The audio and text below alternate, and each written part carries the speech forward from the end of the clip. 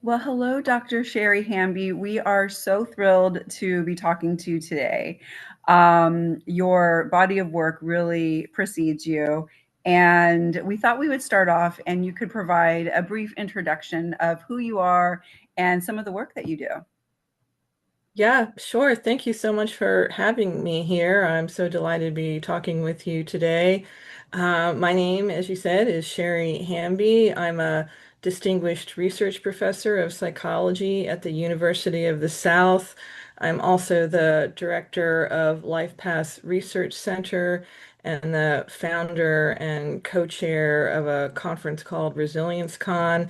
And all of that reflects the fact that for over 30 years that I've been doing work on trauma and resilience, and my main focus for some time now has been trying to develop strengths-based approaches to helping people overcome trauma. Yeah, I first was introduced to you through Resilience Con, and since then, I've really started to dig into your work and am just very impressed with all that you do. I thought we could start off maybe talking about your TED Talk, which we'll link below on our YouTube channel. Sure. And first of all, I was really kind of captivated by the title. And I think that really speaks to the fact of kind of really your focus on resilience and, in the face of trauma and the prevalence of trauma, there's always resilience kind of embedded into the situation as well. And I think that just has a very hopeful connotation to it that I think is really greatly appreciated. And I thought we could maybe, explore that a little bit, the resilience piece. But before we do, I thought we could talk a little bit about the prevalence of trauma, because you did a really good job of kind of painting a picture of how almost everybody, if not everybody, is impacted by trauma. Yes, that is very true. And I know that that can be difficult to believe. Like literally just right before we got on, I was working on addressing some comments from reviewers on a paper, and they were like, "These rates seem awfully high," and it's kind of a difficult truth to sit with. So I get that that's why that can be hard to hear. But our first approach is like back when I started back in the 80s and 1980s and 1990s, most of the work that was done on violence and trauma was tended to just focus on a single problem at a time. So they'd focus on child abuse, or they'd focus on bullying, or they'd focus on sexual assault or something like that. And there was very little effort to say, hey, I wonder if this person that was abused by their parents has also had any other bad experiences in their lives. And it took us a long time to kind of get around to doing that. But now, we know from many, because it started around the turn of the century, really, with the adverse childhood experiences studies that were led by Vincent Felitti and a bunch of his colleagues. Uh, that if you really take a lifetime perspective, that sooner or later something traumatic happens to almost everybody. And the key difference between people who are really struggling and people who are managing to get over that, I mean, one of the biggest drivers of that is what their lifetime dosage is. So not just a single experience, but how many experiences have they had over the course of their life, and especially how many different kinds of experiences.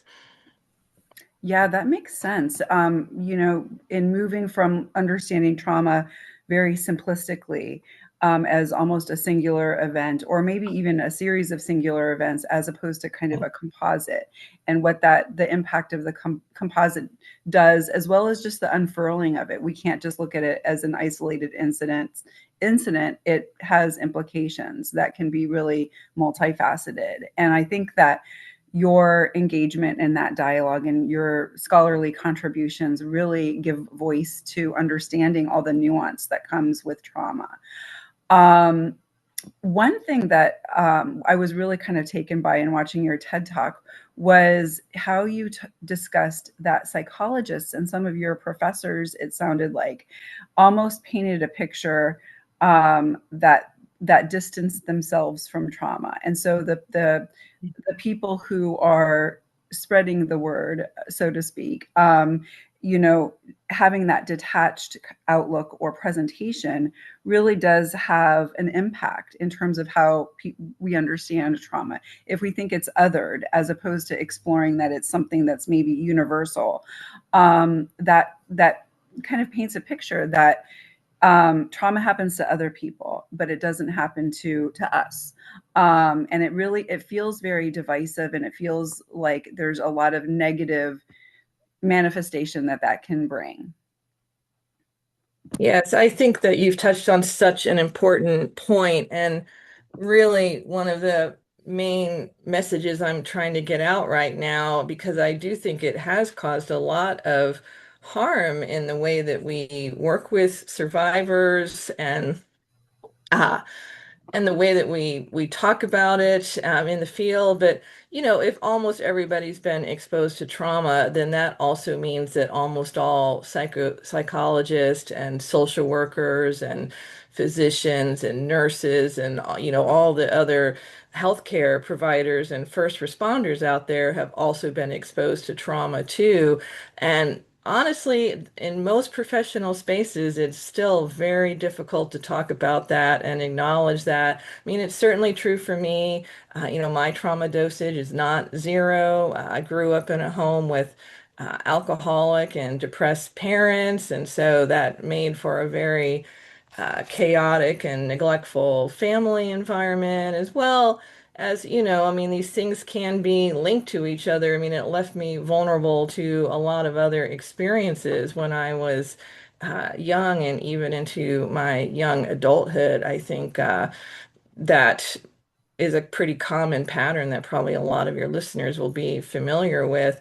But I mean, you really don't get encouraged in any way, shape, or form from like talking about those spaces. And I think that if you talking about those kinds of experiences in professional spaces, and I've never really understood that, because if you think about other fields of healthcare, it is super common that if somebody goes into cancer research, for example, that the first thing they'll tell you is like, well, my mother, got breast cancer when I was a teenager, and this is what drove me to go into this field. And so there's this obvious personal link there, and they're not neutral about the work they're doing. I mean, they're obviously trying to make the cancer go away in much the same way that we're trying to make the violence and trauma go away. And that is the kind of thing that people are happy to hear and happy to accept. But if you talk about how you've got trauma experiences, even though you're probably talking to somebody who does, it is difficult.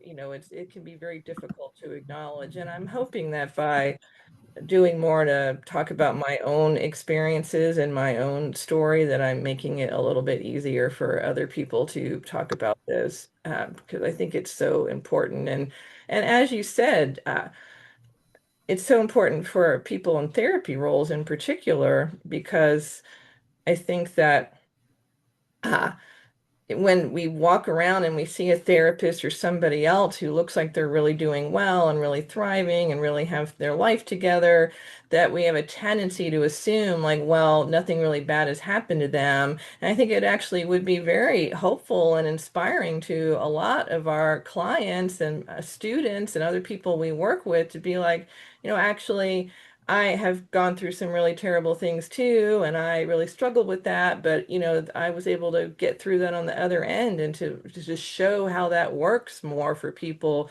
I think could be so important. And I love that because I feel as if we talk the talk of recovery, but we don't always walk it.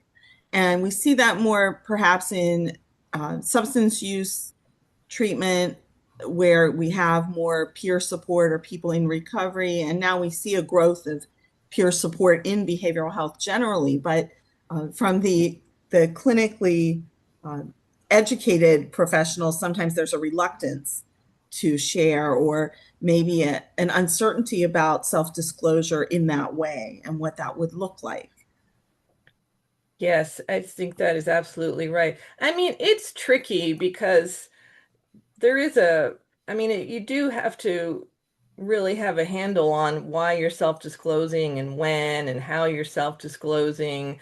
And I do think that sometimes when you come across therapists who really maybe are in a place where they shouldn't be in that role at this current time, that sometimes they will get into, I mean, somebody just told me a story about this the other day, and I've heard dozens of people tell me stories about this the other, over the years, is they're like, well, what happened in your therapy? It's like, well, actually, they were really going through a tough time with, like, X, Y, or Z, and they ended up talking about that a lot in my sessions. And so it does really take somebody who has truly gone through the recovery process. So when I tell somebody about something that has happened to me, I'm doing it very intentionally and strategically, not to get my own needs met, but and which are totally legitimate needs. I mean, I need to get those needs met, but like not from a therapy client or a student or something like that. So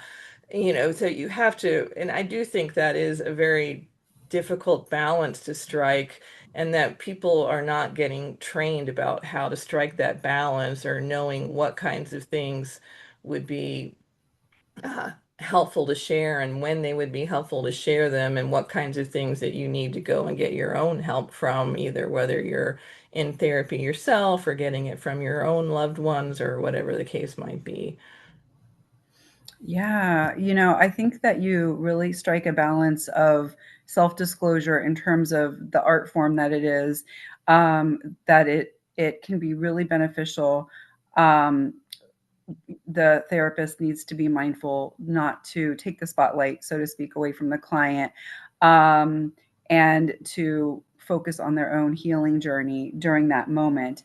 But I think that really it can show that the therapist is human, and it builds relatability.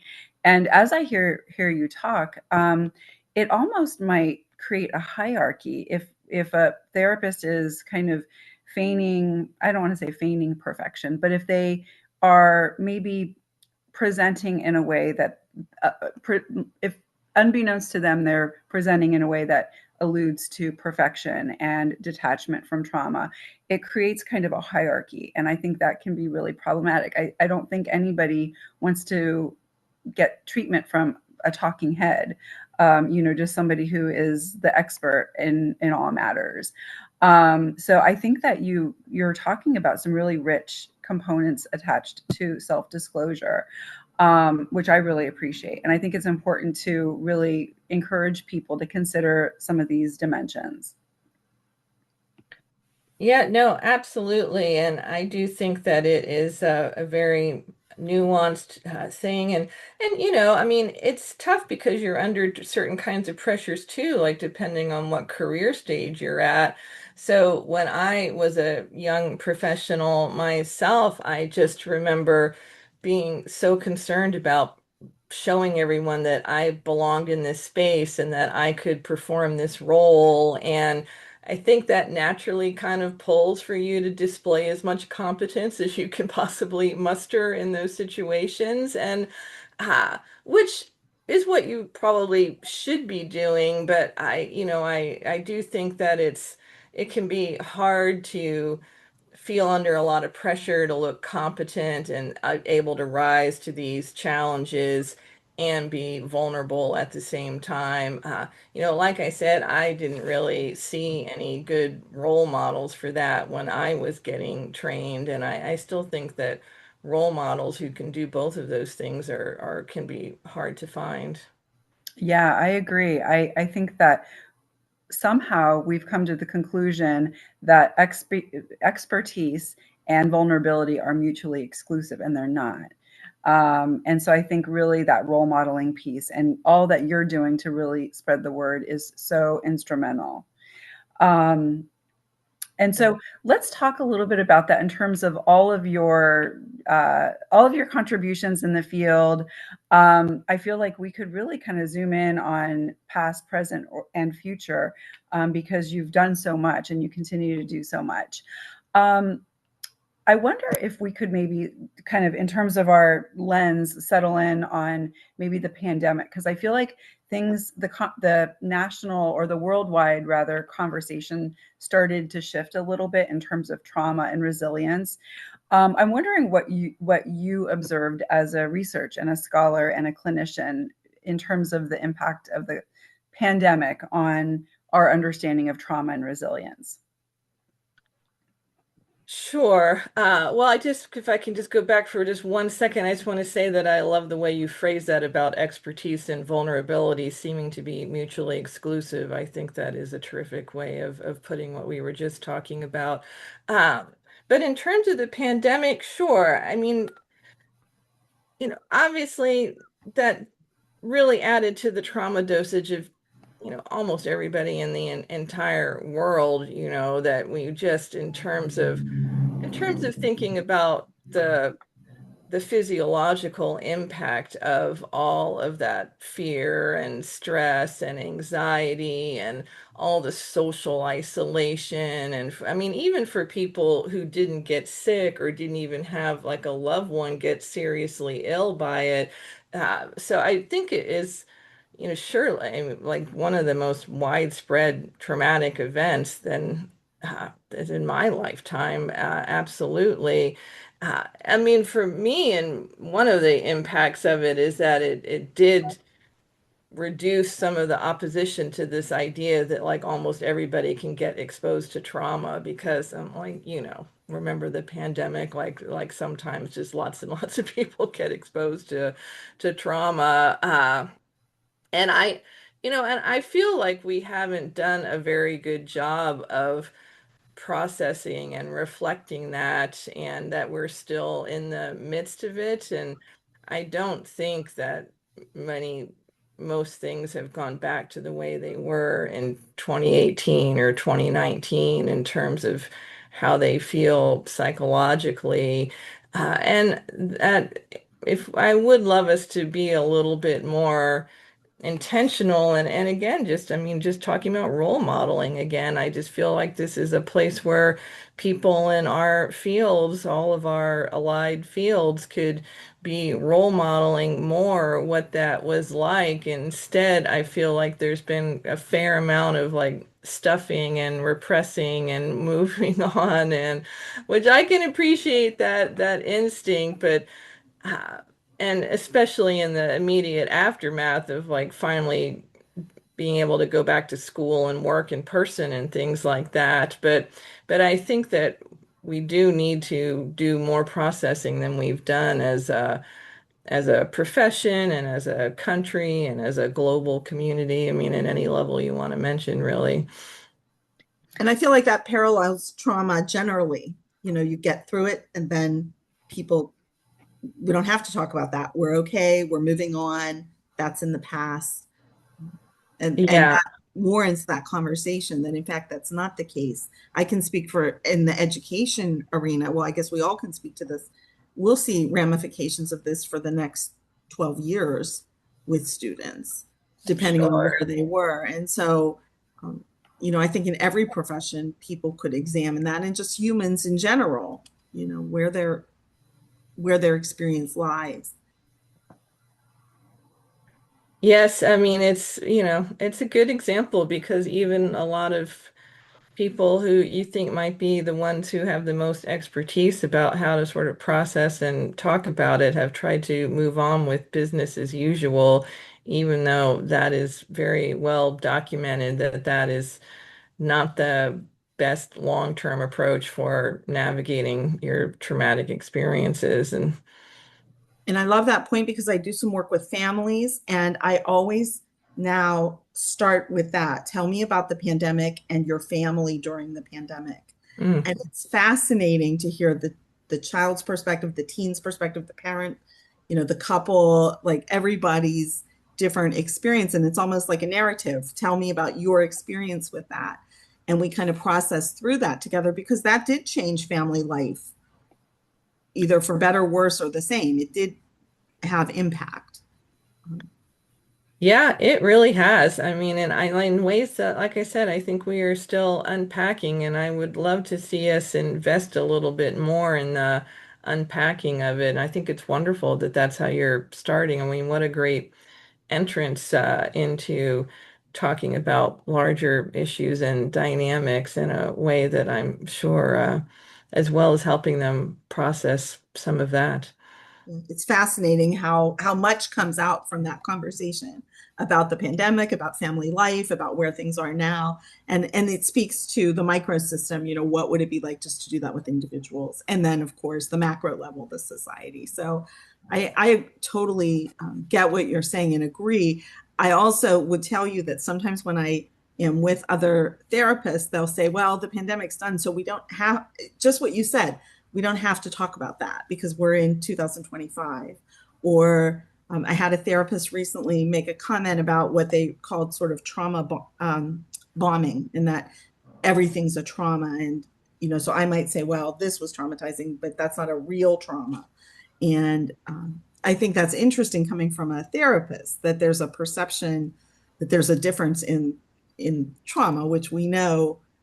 Well, I'll let you speak to it.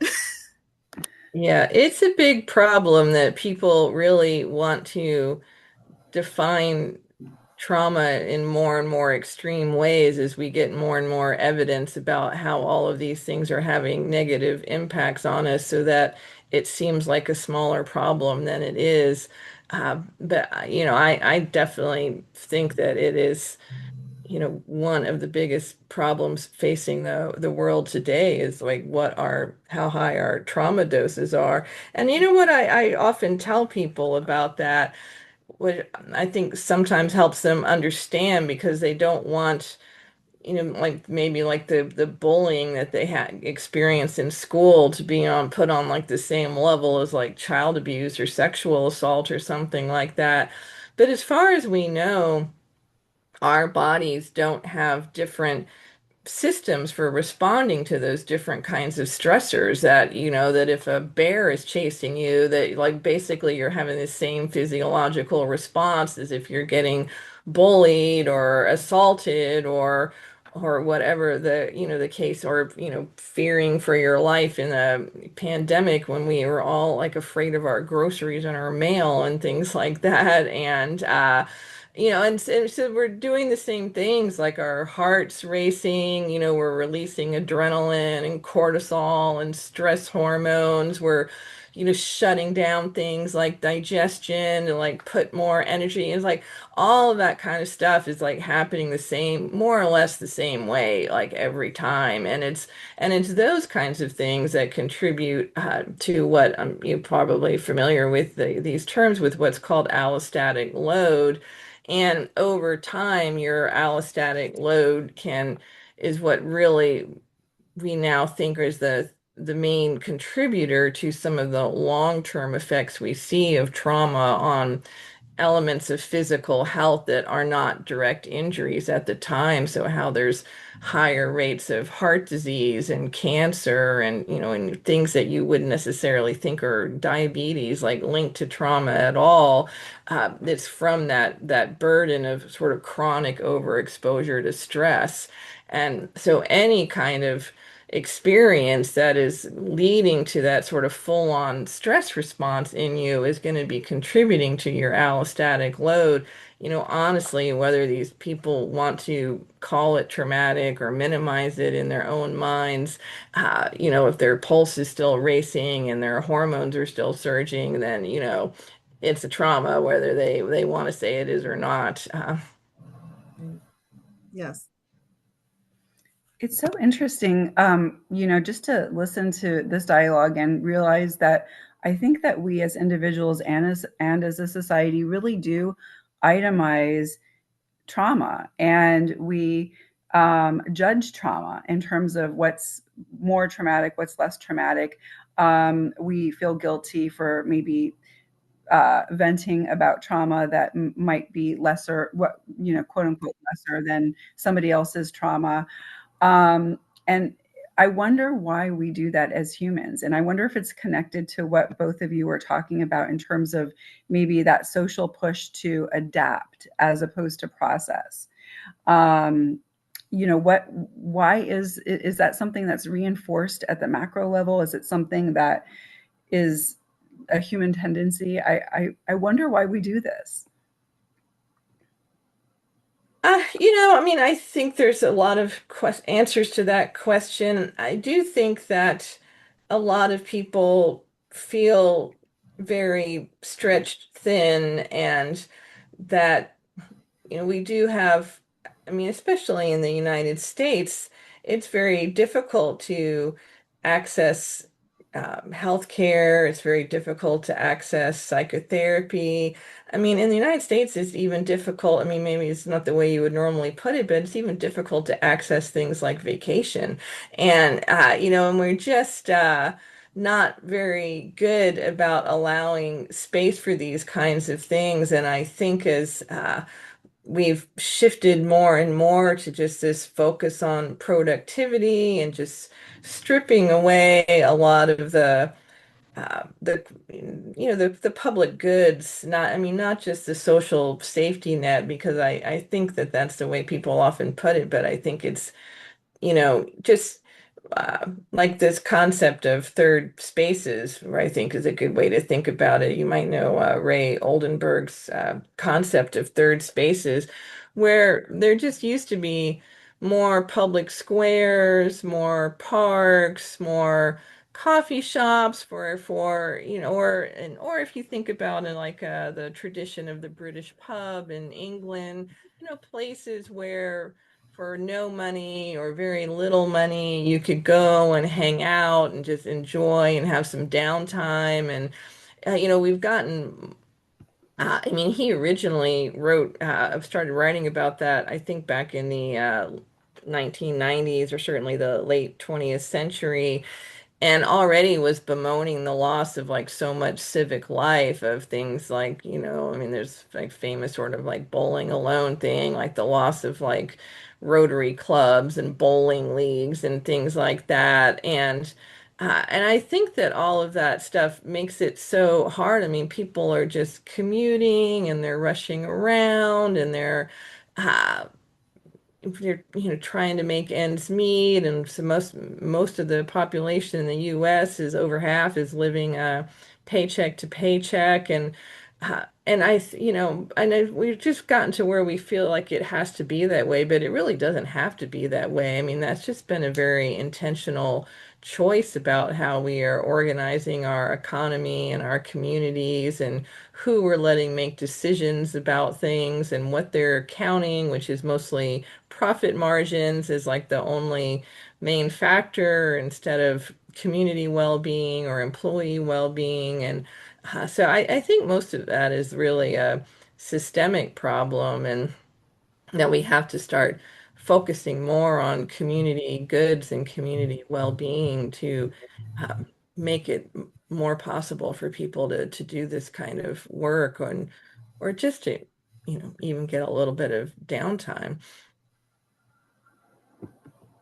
Yeah, it's so interesting. That focus, or that shift rather, in terms of both resources as well as communal spaces.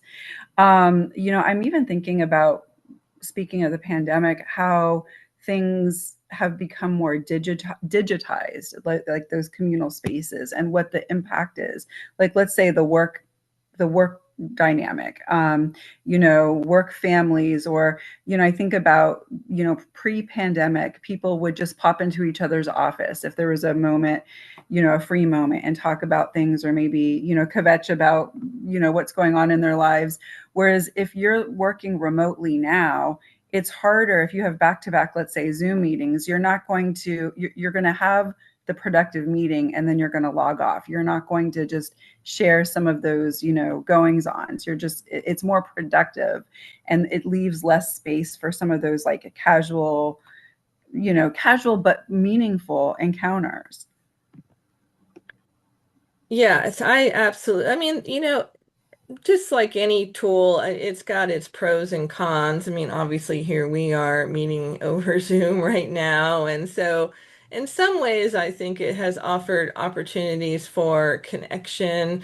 I think, especially for people who, uh, yeah, I mean, there's just so many groups where I think it has been a real boon. So, like families who are dealing with a rare disease, for example, or LGBTQ people living in remote areas where there may not be, like a very robust gay community, and it lets them access those, peers online or just even basic information online. I mean, I think that those things have been real benefits, but I think we're also just struggling to figure out what the right balance is about that, and that we don't understand what we've lost from digitizing so many things, uh, and that again, like the problem is I mean, it's the same problem of what I just mentioned, is that the choices and decisions about that are being driven by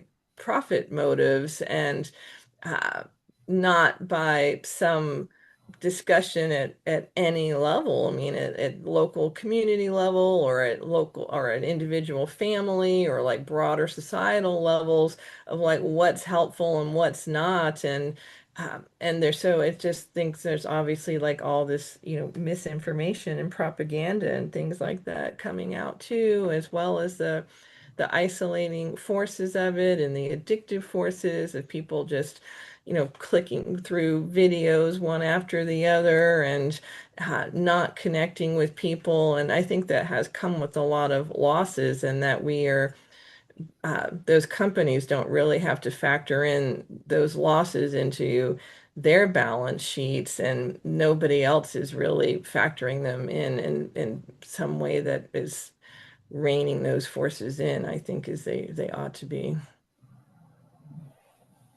Yeah, you do a really great job of kind of highlighting the benefits, and there are numerous benefits of technology, as well as some of the downside. And I'm thinking of what might be the middle ground, where might be kind of that place where you're able to kind of tap into as resources both some of those more organic interpersonal connections, draw from the resource of technology and the community building that technology can offer as well.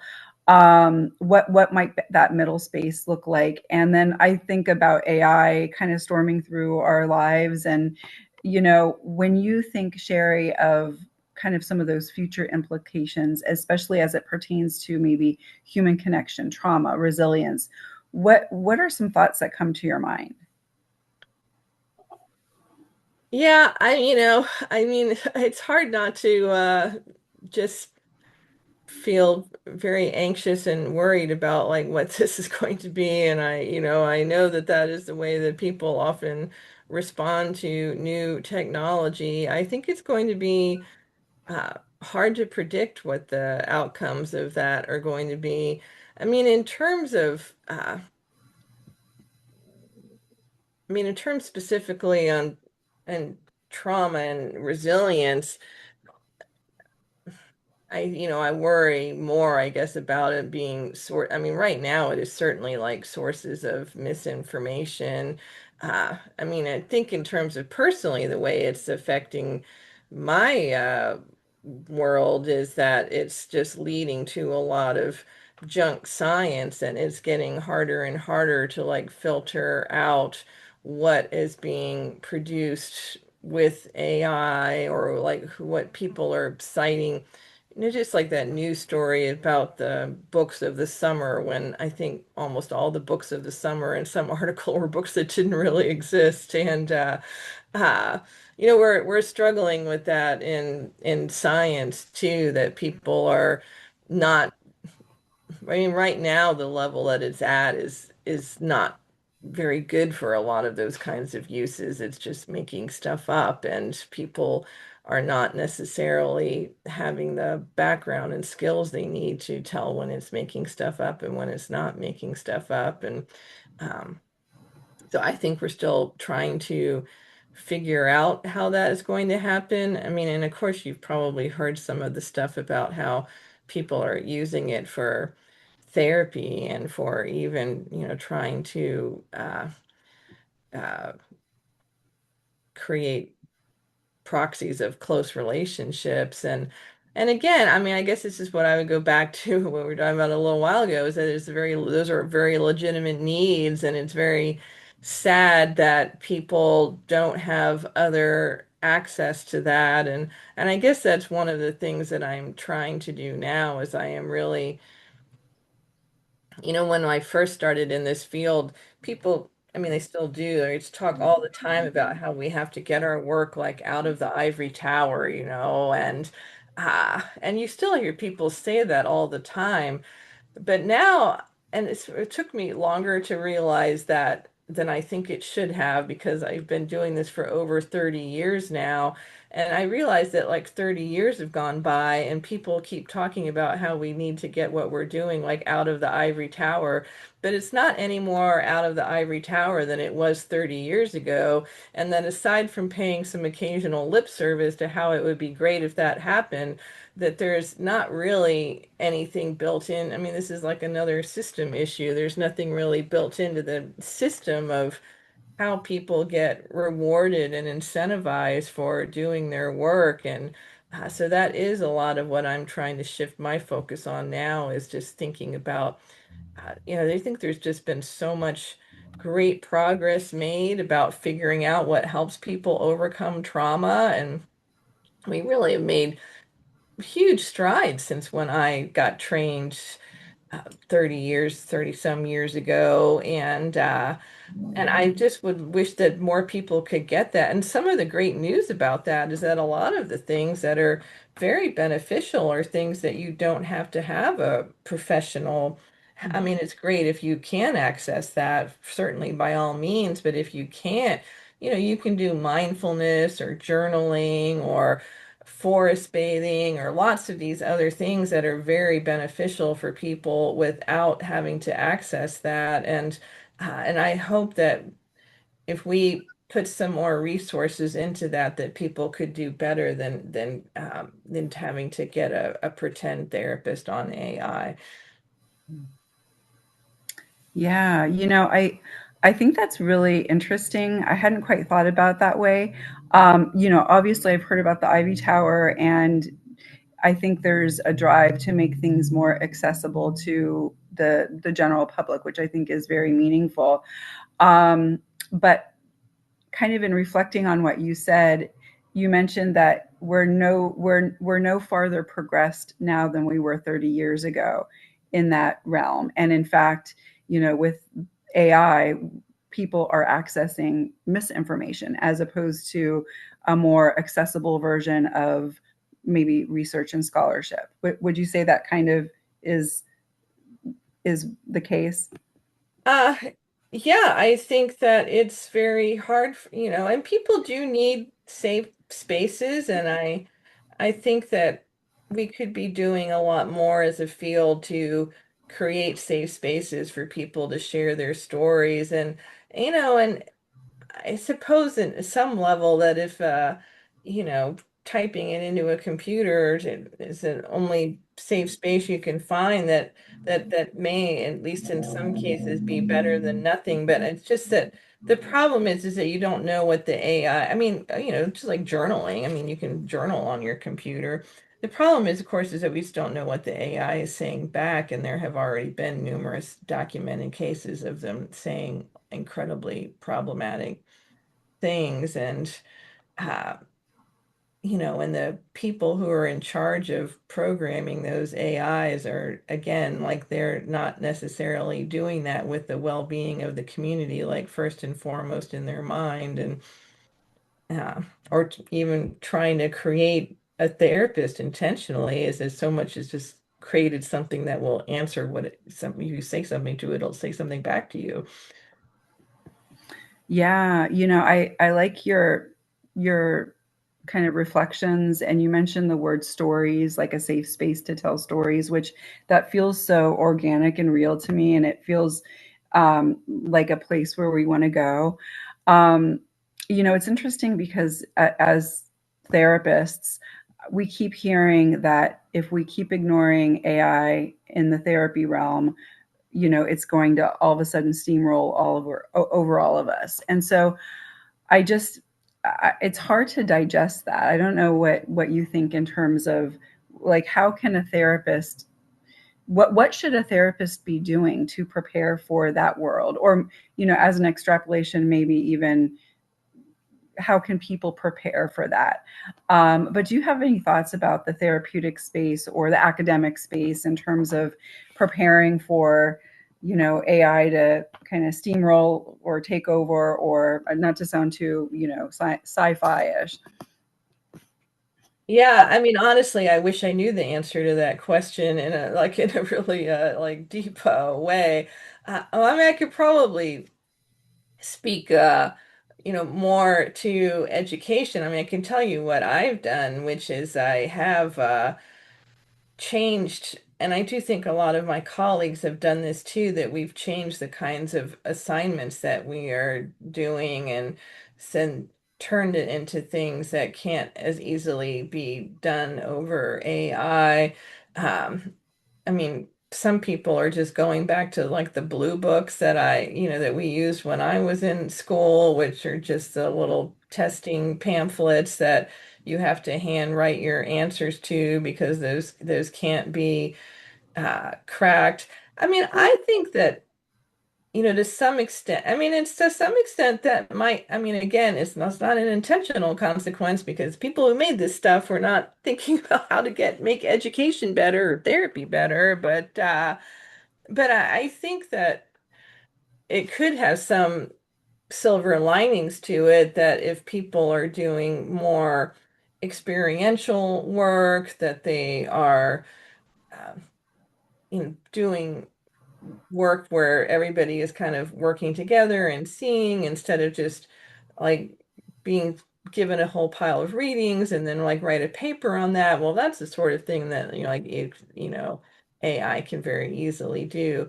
I mean, I think the real problem right now is that it is having very in education I could am more familiar with because uh right now, it's having very disparate effects because the really big giant state universities where there are just a lot of assignments where there's not that much one-on-one interaction with teachers, I think a lot of those assignments are getting done over AI now. A lot of papers, and there's just been article after article written about students cheating their way through college. Uh, in a place where I'm at a small liberal arts college, and I don't think it is, I mean, it hasn't had zero effect for sure, but I don't think it's had as much impact here because there was always like more face-to-face interaction and more, uh, a lot of more experiential work and lab work and things like that. And, AI can't come in there and like pour the chemicals together for you for your chemistry experiment. And I think it's going to be important to hang on to that and hopefully value like in-person educational experiences more. I know people like online classes, but there's quite a lot of evidence that people don't learn anywhere near as much from them. And I guess that's what I would say about therapy too, is that you have to rethink what you're doing. I mean, it would actually be great because if you did it, you would be doing what I'm trying to get people to do anyway, is shift to more experiential stuff, shift to more um, activity-based interactions, and really be showing the value of those kinds of therapeutic experiences so that people are getting out of the office and doing more uh, community work, or they're teaching them mindfulness or things like that uh, instead of things that are just going to be, shifting off to just be somebody, especially like once they've told their story, a lot of therapy still doesn't really shift off to that processing of the past or sort of processing what's happening. And I'm in general like trying to get them to think more future oriented. It's like help people envision what's a good life like and what it would be the pieces of a good life, and like helping them craft together the pieces of a good life, which are definitely not going to be found in the, the bowels of a computer or network of computers or whatever. And so I that's what I would recommend to therapists too. And I think the importance of including now AI as part of assessment. How do you use AI? Do how does AI interface with what we're doing here, to know that up front? Because if you're doing that work in the therapeutic milieu and then they're going to AI for answers, or they're using AI in their relationships, what does that look like? And if you don't know that, and I would give you an example of a couple. I was working with a couple, and then one of the partners was using AI all week long when there was an issue, and then kind of coming back and saying, well, this is what AI said. And rather than practicing some of the skills we were working on. Yeah, yeah. No, that's a terrific point. I mean, it's definitely important to know what they're doing too. And I think that sometimes we're not very good at finding out like what else people are accessing and just focusing on our specific services. I mean, of course, the key problem with AI is that it will tell you what you want to hear.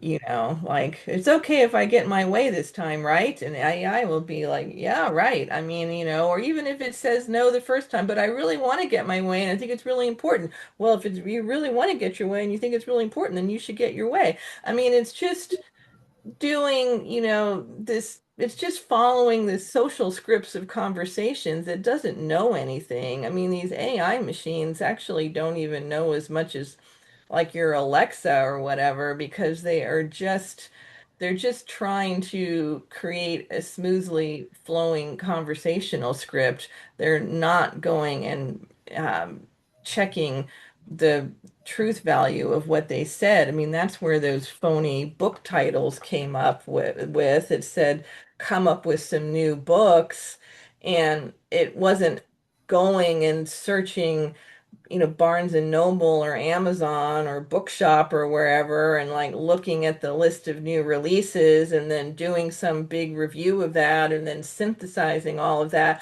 That's what people think AI is doing, but that is not what AI is doing. What AI is doing is going, well, I've been fed, here a whole bunch of book titles and a whole bunch of authors, and so here's some things that kind of sound like what these people have written before, and I'm just going to like spit out some stuff that sounds like this other stuff that I've read. It's got no, I mean, it's like the ultimate in misinformation. It has like absolutely like no effort to be truthful about it at all. It's just looking for like smooth language flows. Um, Although that said, I mean, I do use it occasionally myself. I mean, what I've used it for, like most recently, is some translating some interviews that were been conducted in Kosovo and were in Albanian, and it does translate pretty nicely because um it's very good at the smooth flowing language, like I said. Although even with that, we ran into problems because after we started entering a few, it would just start summarizing them. And I was like, I can't have the summary. I need the whole transcript. And then, and so, I mean, it doesn't, it's just not doing what people think it's doing. And I just think it's very worrisome that, and again, there's no incentive for these companies to be more upfront about how, well, actually, this stuff isn't very good yet, and maybe in 3 years or in 5 years or in 10 years, we're probably going to have to wrestle with it in a completely different way. And I expect that a lot of these problems will have improved considerably. I mean, but right now, you just really, I mean, nobody should be relying on anything that it says. Yeah, I think about as I'm listening to kind of your reflections, I think about maybe being mindful of quick fixes, whether it has to do with AI, like the temptation of, just tap, tap, tap on the keyboard and getting, some miracle cure, or, getting reliable quote unquote information. So quick fixes with AI, or even earlier talking about trauma, and instead of fast forwarding, really processing the trauma instead of just glossing over it. So I feel like maybe staving, or being mindful against the tendency just to want to quick fix something, band-aid something, is what we should be striving for. And you mentioned a couple of things. You talked about mindfulness, you talked about journaling, you talked about, I think you used the word forest bathing. And can you talk a little bit, as we kind of reflect on maybe some practical, accessible solutions that viewers can listen to? What are some of your recommendations, both in terms of just living in a digital world, living in a world that has a lot of fearful components, and as well as really honoring maybe the personal trauma that people experience? What can folks do, maybe in their day to day? Sure, yeah, that's a great question. So in my work, we work with a concept we call resilience portfolios, and there's four different areas in your resilience portfolio. There's meaning making, there's regulation, there's interpersonal relationships, and then there's your physical environment. And so if you want to uh, flourish, then you basically need something good going for yourself in like each of these different areas. So for the meaning making, if you haven't found a safe place to tell your story, then I think that that would certainly be like job one before, making much progress about that. And it can be in therapy, certainly, but you could also, I mean, AA meetings, or there's a lot of like church groups or other kinds of support groups, a lot of domestic violence shelters run support groups. It's open to anyone. I mean, you don't have to try to access that in therapy, or, even just talking to loved ones, as long as they're supportive, can be a great space to do that in.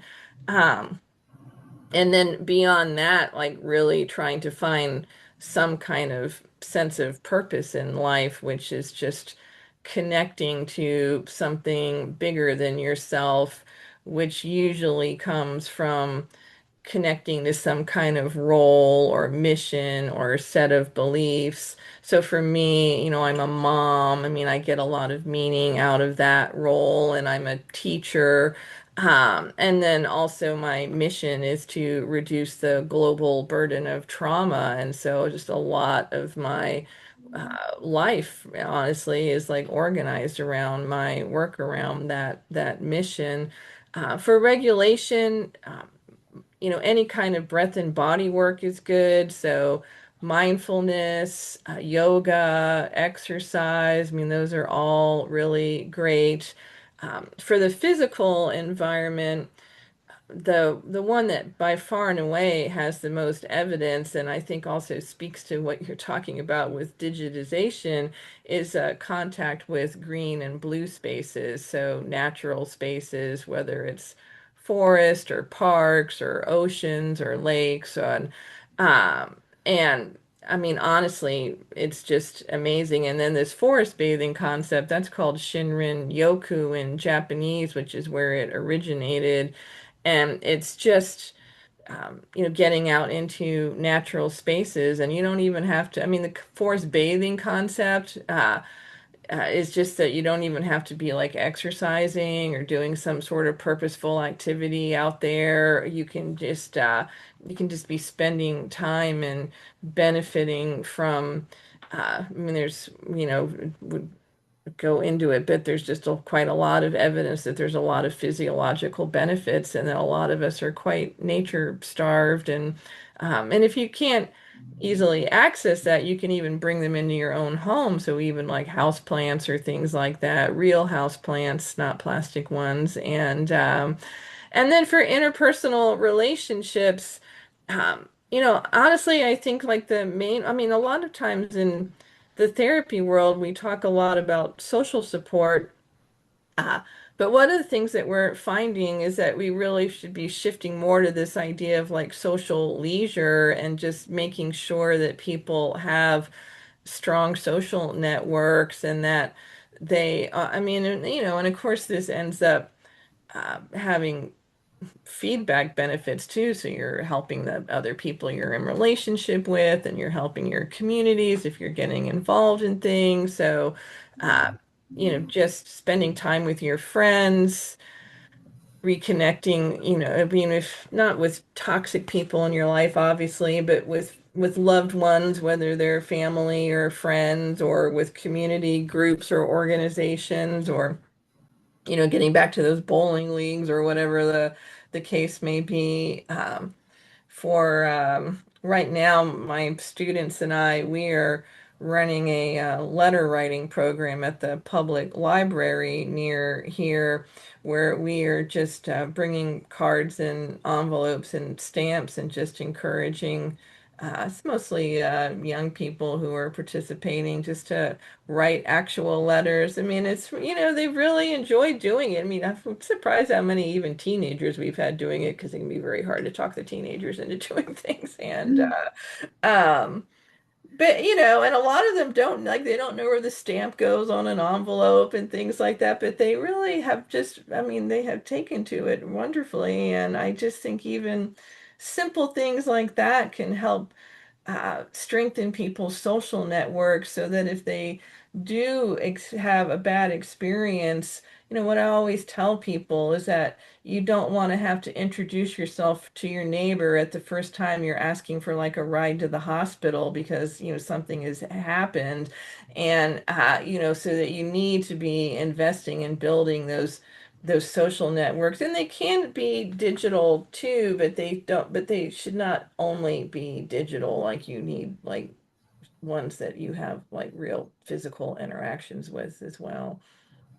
Wow, I love that. That model is extremely comprehensive. And it really, as I kind of take all of those pieces in, I really admire how, it really kind of addresses things from various ends of, or both ends of the continuum, and everything in between, from self to other, to practical to soulful. And even when I think about like the meaning making, and I think of something that's very kind of overarching and powerful in somebody's life versus day to day, like those social connections. I think that's a really great model, and it really encompasses so much to really help kind of lift people out of maybe moments of disparity and move towards resilience, move towards resourcefulness. And really get to a place of authenticity in relationships and in your own life. And that's really what we all want. So Yeah, I mean, absolutely. And, we have found, I mean, sometimes when you see the literature on it, it's just always talking about the consequences, the PTSD, the depression, and all the negative after effects of trauma. But a lot of people, even people who have extremely high doses of trauma, do manage to put together good lives. And so a lot of my work is on like trying to figure out what those people are doing, and so that the rest of us can all do it too. well, this has been wonderful, and we thank you so much for sharing this time with us and your knowledge and expertise. Well, I'm so appreciative of the opportunity to talk with you today, and I so enjoyed talking to you and hearing about your own work. Thank you so much, Sherry. I just really, I cannot echo what Kathy said enough. Just hearing about your personal story and your willingness to disclose a little bit about your family life, talk about all the wonderful work that you're doing, your thoughts, which are really very poignant and very meaningful, as well as kind of some suggestions for our viewers in terms of helping them transform their lives and, as Kathy said, move towards authenticity. So just thank you so much. I feel like I will be my mind will be swimming around with the ideas that we talked about all throughout the day. And I'm just so grateful for your willingness to take time out of your busy schedule. Yeah, of course, anytime. Thank you again. You. Thank you, Sherry.